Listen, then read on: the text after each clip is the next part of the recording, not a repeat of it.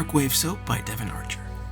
Dark Wave Soap is a unique, moisturizing soap made from raw, organic ingredients, specifically formulated for sun-sensitive skin to prevent aging and leave the skin glowing.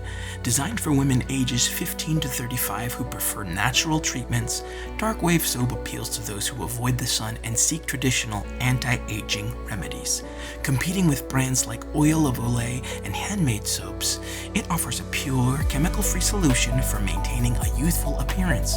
The brand embodies qualities such as elegance, sophistication, and natural beauty, resonating with customers through its goth-inspired exotic and secretive allure. I took your advice and put together a new word list. I've never done one before, so I tried to see what looked right.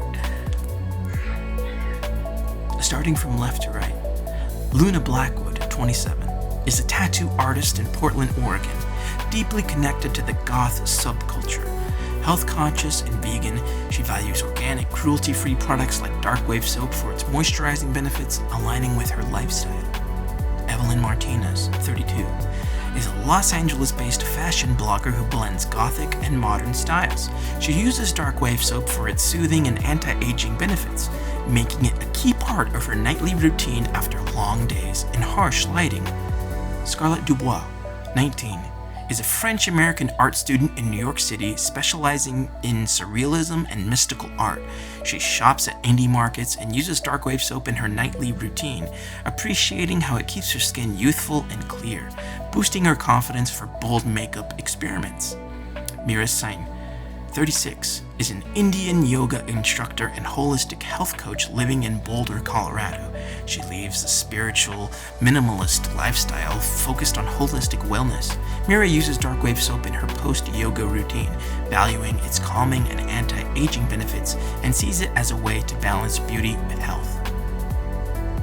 So the color is that ocean purple and pinkish hue, sort of like the water reflecting during a sunset. I imagine the texture of the soap to have microdermabrasion crystals and be a bit like sandy. The contrast between the blue, purple, black, and lavender creates a soothing, refreshingly awaked atmosphere. It's sort of like a shock of cold water on your skin. These colors demonstrate goth and yet emit an approachable feeling of cleanliness. Flori Soap Studio has a subtle approach to the logo, which is actually one of the most expensive soaps available from Great Britain. But I feel like the gray on gray doesn't actually stand out and could use a bit more of a contrast. Old Spice is one of the most recognizable and excellent logos out there. It isn't modern or particularly fancy with typography, but it's iconic, and I don't really see any weaknesses with this one. Soft Soap is an easily recognizable brand, and it's associated with being affordable and a soap of a simple nature. The logo is simple, but a few minor adjustments with the font and maybe connecting the F and the T together with a line through the two of them could increase its modern accessibility. Pantene just feels like a word with a certain font and not an actual logo, but it's what they have used and it's been very effective for them in their business. I think it's oversimple and could use some color or possibly an outline or some type of shape so that the typography can stand out a little more. Dr. Squatch is a newcomer in the field of soap, and its logo is just plain old fun. It's very fun, animated, and very artsy, and I wouldn't know it was a soap without the box telling me it's a soap. So the logo doesn't include the word soap or isn't well established enough to be instantly recognized as soap. My only suggestion would be for them to include the word soap somewhere in that logo until they have been around a lot longer and people associate their logo automatically with soap or shampoo or whatever. Dove is a classic example of instant recognition. Their logo suggests soap geared towards a more female audience with their typography and little golden dove beneath. You just feel cleaner looking at it, so I don't see anything to fix here with that one. I went with the font Airborne because it felt edgy and had a sense of goth and sharp corners to it, indicating that the A in the wave in the logo is a sharp and dangerous wave with a hint of darkness. I'm going with Poppins because it provides a nice contrast to the sharpness of the Airborne font. It's also very readable and indicates that there is a soft side to this gothy soap. I went with this one because it just spoke to me the most and blended well with the sharp edges of the logo without taking anything away from the logo, and stood out among the others. So it blends well with the logo and doesn't contrast too much. It's not too stark. I went with number 5 as the one I like because it's got a strong goth yet stencil feeling, sort of like an early sketch of soap if Tim Burton was trying to sell it. I like number 4 because it's simple and has a small flair of elegance to it, although this logo is actually pretty weak, and I don't like it very much looking back on it.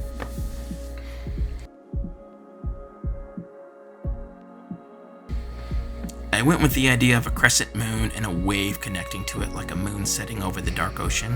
I wanted the typography to be cradled inside of the crescent and actually didn't remember how to make that shape in Illustrator, so I just used true circles to do it, and that worked fastest.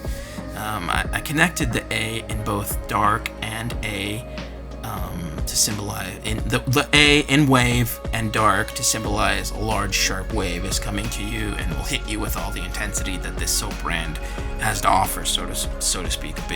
A big wave of feeling refreshed and all of that. So I'm just really proud of this logo because I pushed myself hard on this, and I didn't just go with what came out of my brain. I had to take a step back and analyze every bit and piece of it and make multiple changes until it felt totally right. Even then went back and made a couple more changes after further reflection as well.